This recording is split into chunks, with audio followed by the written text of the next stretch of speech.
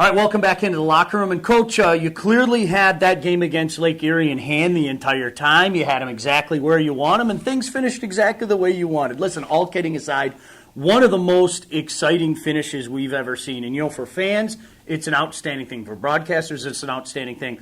But I kind of get the sense that the coaching staff and a lot of the players kind of look at that and say, it's great to get a learning lesson with a win, but there's a lot to learn yet. You know what? That's the key. You won the game. I don't even know what to say about that game. It was one of those things where you just didn't seem to get anything right, offensively or defensively, and then all of a sudden it clicked in. I think defensively it clicked in a little sooner. Played great defense in the second half. Offense, we played one quarter of good football, and that's it.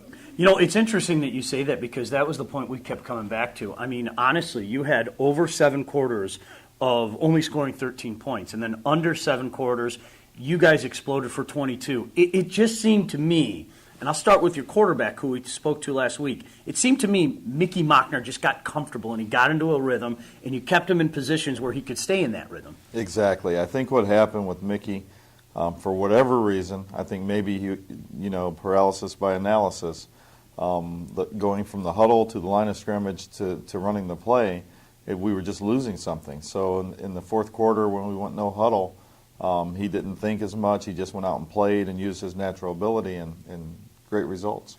Again, one of the things that we've talked about in the progression of this program is the depth, and I think we've talked a lot about the depth on the defensive side of the ball, and people have seen it play itself out. But to watch different running backs come in, I mean, everybody knows about Tony. The word is out. But to watch other guys come in and get those important yards, you can't put a price tag on that. Oh, I know. We have 5 guys that we feel very comfortable with, each one of them running the ball.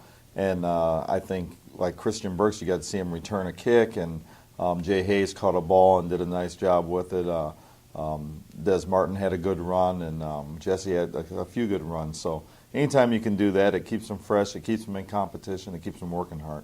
Well, these are really the best case learning scenarios, I'm sure, for coaching staffs, because the good news is you get the W, and the bad news for the players, you guys get to beat up on them a little bit and get them right. But, let's face it, this is an opponent that we don't know anything about, Malone coming up this week. And you guys haven't seen him before, but I'm sure that you've been looking over a lot of film in preparation for this Saturday. Yeah, just watching them on tape, I think defensively they're very physical.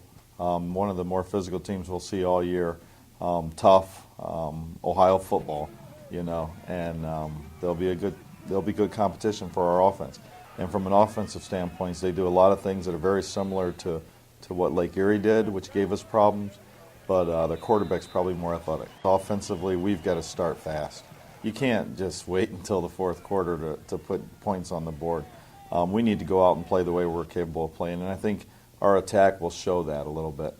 And then defensively, just be sound, play aggressive football, and take the football away. Well, a great memory last week, to be sure. Let's make some more memories along the way and start this Saturday down in Canton. Best of luck, Coach. Hey, at least we're having fun. Amen to that. Coach Winters, kind enough to join us. It's the Coaches Show.